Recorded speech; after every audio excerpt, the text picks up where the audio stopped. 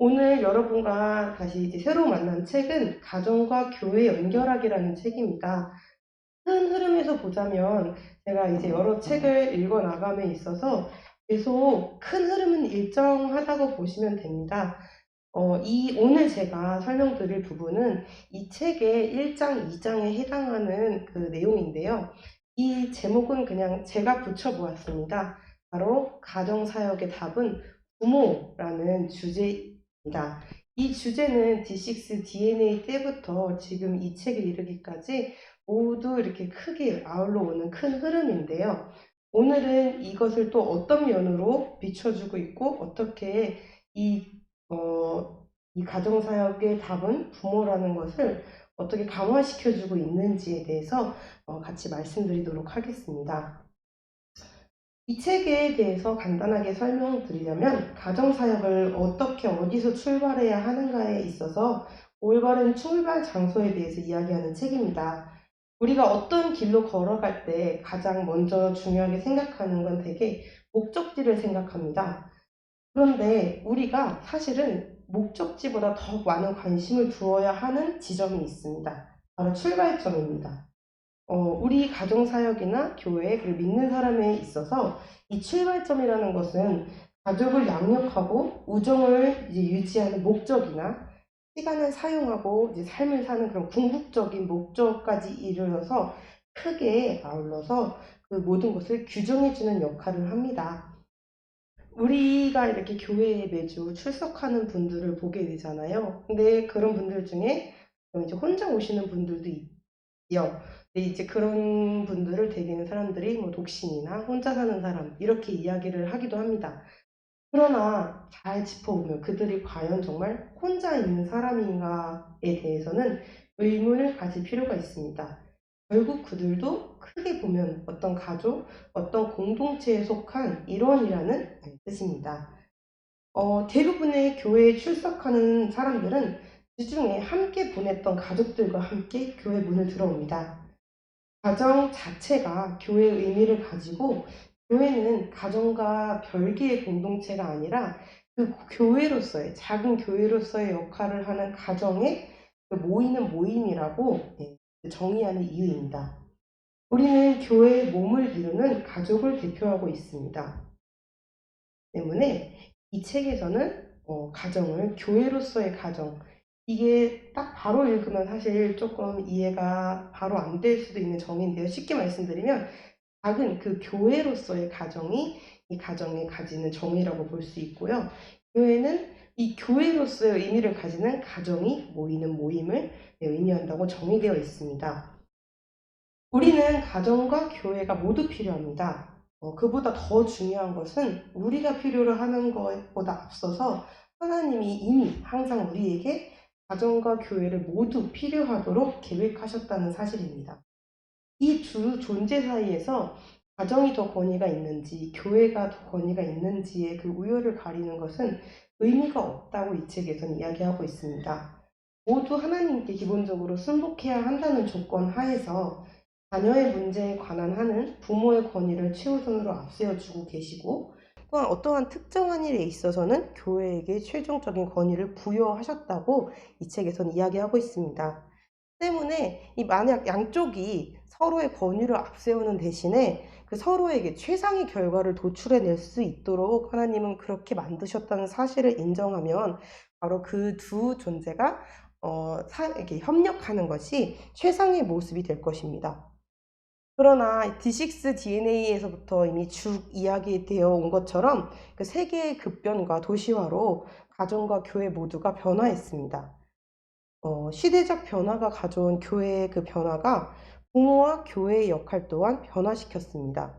그 교회의 분업화와 그로 인해 놀라운 정보의 바다 속에서 어린이와 청소년을 위한 세련된 그런 프로그램들의 성장은 뜻하지 않게 교회와 가족 간의 잘못된 상호 의존성을 가져오게 되었습니다. 네. 교회와 그런 가정의 잘못된 상호 의존성이라는 것은 이 정보의 바다라는 것과 그 교회의 분업화가 가져온 좋지 않은 결과로 볼 수 있는데요. 교회 내에 그 전문가가 생기기 시작하고 그에 비해 정보가 넘쳐나기 시작하면서 부모는 이전에 자신이 아는 그 방식대로 전심을 다해서 신앙을 전수했던 그때보다 오히려 자신이 더 아는 것이 없고 할 수 있는 것이 없다는 그런 불안과 무기력함에 휩싸이게 되었습니다. 그렇게 되면서 부모들은 자신이 어떻게 자녀를 신앙적으로 키워야 하는지 그 길조차 가늠하기 어려운 그런 상태에 이르렀고, 거기에 겹쳐서 여러 가지 산업화라던가 부모의 그런 맞벌이 이런 등의 그 여러 가지의 사회적 문제의 변화로 인해서 결과적으로 부모들은 자신이 맡아왔던 역할을 교회의 전문가들에게 도급 계약을 하기 시작했습니다. 사실 저는 이 도급 계약이라는 단어가 조금 낯설어서 한번 따로 찾아봤는데요. 이것이 되게 그 건설 이런 쪽에서 많이 이루어지는 계약인 것 같더라고요. 그래서 당사자의 만약에 두 사람이 있으면 일방이 이제 어떤 일을 완성할 것을 약정하고, 그럼 그 상대방은 그 일의 결과에 대해서 보수를 지급할 것을 약정함으로써 성립하는 계약입니다. 그렇기 때문에 어떻게 교회와 가정, 그리고 교회와 부모 사이에 이런 도급 계약이 일어날 수 있나 하고 생각하실 수 있지만, 아주 극단적으로 말씀을 드리자면, 그 부모는 자녀의 영적 성숙 그리고 영적인 그런 성장을 교회의 전문가에게 일임하면서 그 보수로서 헌금을 내고 있다는 그런 계약이 성립된다는 아주 슬픈 사실입니다.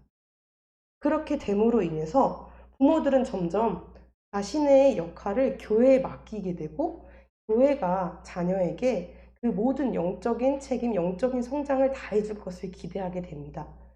그것은 주일에도 자신 역시 적극적으로 임하는 것이 아니라 내가 이 교회를, 이 예배를 소비하는 소비자의 사고방식을 가지고 예배의 수동적인 구경꾼으로서 자리하는 상황을 만들게 됩니다.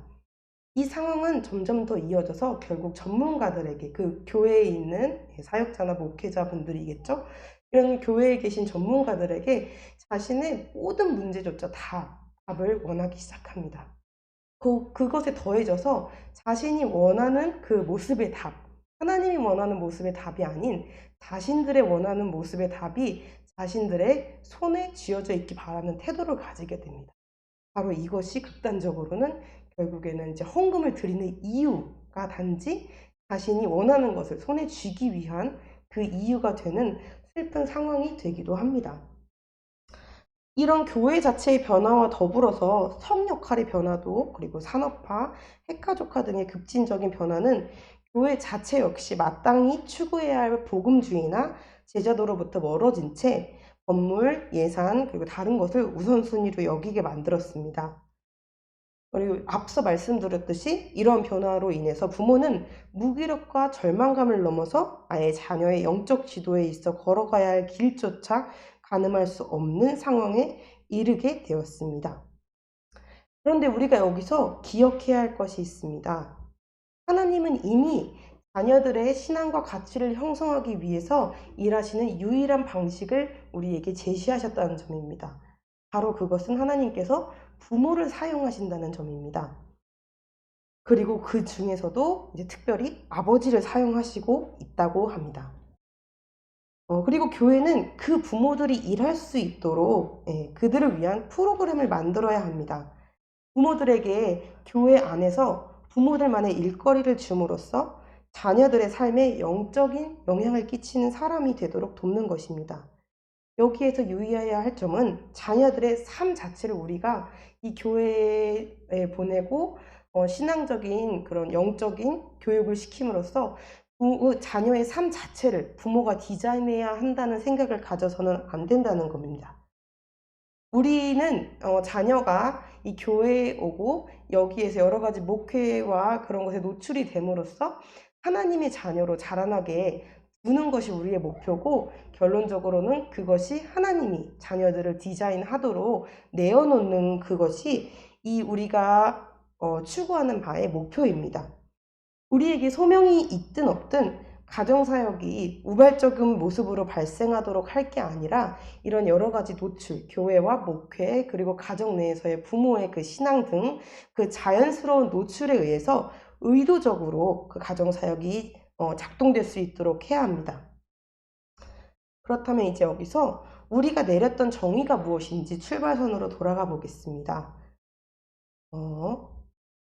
간단하게 말씀드리자면 바로 가정에서 자라는 믿음입니다. 가정은 집안의 교회가 되어야 합니다. 가정은 여기저기 이 세상 어디에인가 있는 가장 작은 교회입니다. 아버지와 어머니들은 가정사역을 담당하는 목사들이 되어야 하고 작지만 자유로운 교회로서 모든 것을 갖춘 목회자가 되어야 합니다. 그들의 직업은 자녀의 주중 그 삶을 위한 목회여야 하며 주일이 다가오는 동안 그냥 나는 모르겠다 이런 자세로 손을 놓고 있다가 빈손으로 교회에 오는 것이 아니라 무엇인가 가득한 것을 준비된 채 교회에 올 수 있도록 도와야 합니다. 그리고 여기서 이제 교회에 정말 진정한 의미가 오게 됩니다. 교회는 그 작은 교회인 가정에서 할 수 없는 점을 보완해주는 역할에 좀 더 집중해야 합니다. 보다 복잡한 그 성경적인, 신학적인 질문들에 대답하도록 돕기 위해 존재해야 하고, 고난을 겪고 있거나 힘든 시간을 건너고 있는 그런 가족들을 돕기 위해 존재해야 합니다. 교회가 가정을 대신할 수는 없지만 가정에서 일어날 수 있는 일들을 보완할 수 있는 역할을 해줘야 합니다. 무엇보다 진지하게 생각하고 믿어야 하는 것은 우리가 성경이 말하는 부모의 그 역할 자체를 인정하는 쪽으로 움직여야 할 뿐만 아니라 하나님께서 우리는 부모는 그냥 신앙적으로 결과적으로는 하나님께 내어 맡기는 일을 하는 것 뿐이지 그 모든 일을 결국 감당하시는 것은 하나님이시기 때문에 하나님은 그런 모든 것을 감당하시기에 충분하실 만큼 크신 분이시고 그의 말씀은 분명하며 그의 성령이 부모들로 하여금 그들에게 주어진 일을 충분히 할 수 있도록 능력을 부여해 주실 충분한 능력이 있으시다는 사실을 기억하는 것입니다.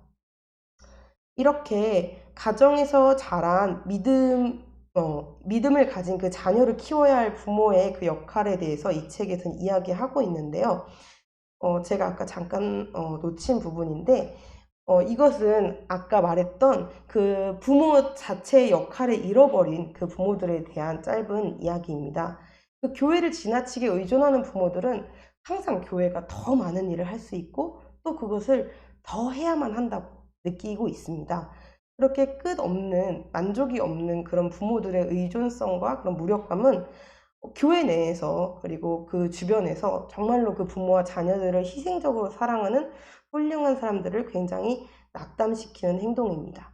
그래서 아까 앞서 말씀드린 결과와 같이 이 가정이 바로 가장 작은 교회임을 기억하고 부모가 먼저 주체적인 목회자가 되어서 자녀를 이끌어야 한다는 것을 기억해야 합니다. 그렇다면 우리가 여기서 왜 이렇게 가정이 작은 교회로서 작용해야 하는지, 그것이 가지는 큰 그림이 무엇인지를 마지막으로 생각하면서 그 큰 그림을 통해 우리가 결과적으로 가져야 할 명확한 비전에 대해서 정리하면서 오늘 발표를 마치도록 하겠습니다.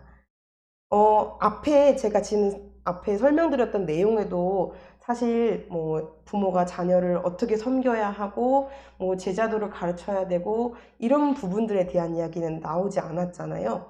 그것은 큰 그림이 아니라 그 큰 그림에 따른 세세한 부분의 행동들에 관한 것이고 여기서 우리가 가져야 할 가장 큰 그림은 무엇일까요? D6 DNA에서도 이미 이제 이야기가 되었었고 지난번에 이제 오셨던 목사님께서도 말씀해 주셨던 일인데 바로 부모와 자녀가 가슴으로 연결되는 관계를 가지는 것입니다. 부모와 자녀가 신앙에 앞서서 정말 그 헌신과 사랑으로 이어진 끈끈한 그 관계를 가지게 되면 부모는 자연스럽게 자녀에게 쏟던 그 사랑과 헌신을 주변의 그 사람들에게도 나눌 수 있는 그 힘이 생겨나게 되고 자녀들 또한 부모에게 받은 그 사랑과 그 끈끈한 관계가 힘이 되어서 하나님을 더 깊이 사랑하고 다른 사람들에게 선한 삶을 살 수 있는 그런 영향력을 가진 사람이 되게 됩니다.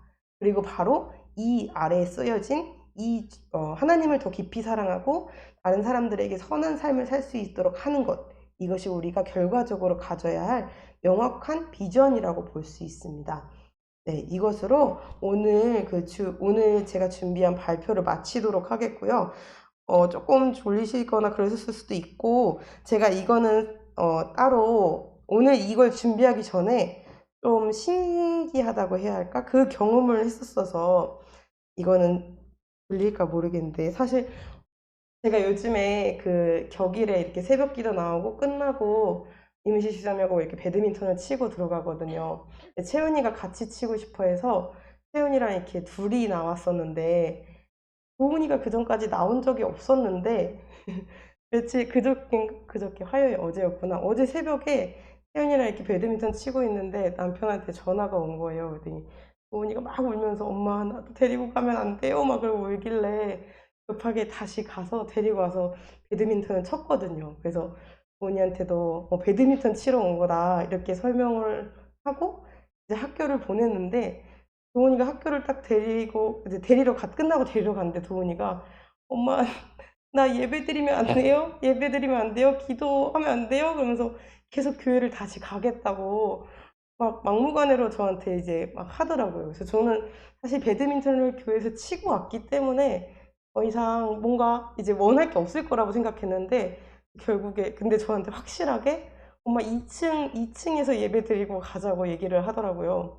그래가지고 그때 결국 이제 애 데리고 여기 와서 도훈이가 기도를 하고 갔어요. 근데 기도하는 그 모습이 너무 이제 좀 신기하기도 하고, 조금 이게 어떤 의미일까, 아이에게 어떤 의미일지는 모르겠는데, 2주 차를 준비하면서 이게 제가 뭔지는 아직 저도 정확하게 설명하기는 어려운데, 이것이 우리 가정이 교회로서의 그 1차적인 모습을 만들어가는 과정이 아닐까 생각을 해봤어요. 그래서 도훈이가 기도하는 거를 네, 옆에서 살짝 이제 녹음을 했었거든요. 그래서 이게 들릴지 모르겠는데 한번 들려드려 볼게요.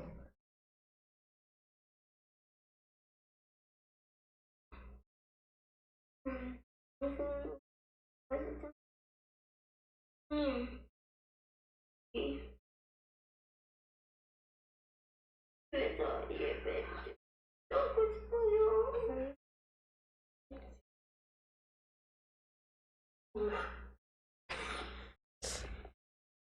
네, 그래서 네, 제가 물론 아이는 어떤 의미를 가지고 이런 말을 하고 기도를 한 건지 모르겠지만 정말 도훈이가 막 눈물로 막 울면서 기도를 하고 마지막에는 예배도 맞춰야 된다 그러면서 갑자기 노래도 그 찬양 마지막에 하는 축복 노래도 막 부르더라고요, 갑자기. 그래서 노래도 제가 이렇게 해놨었는데 도훈이가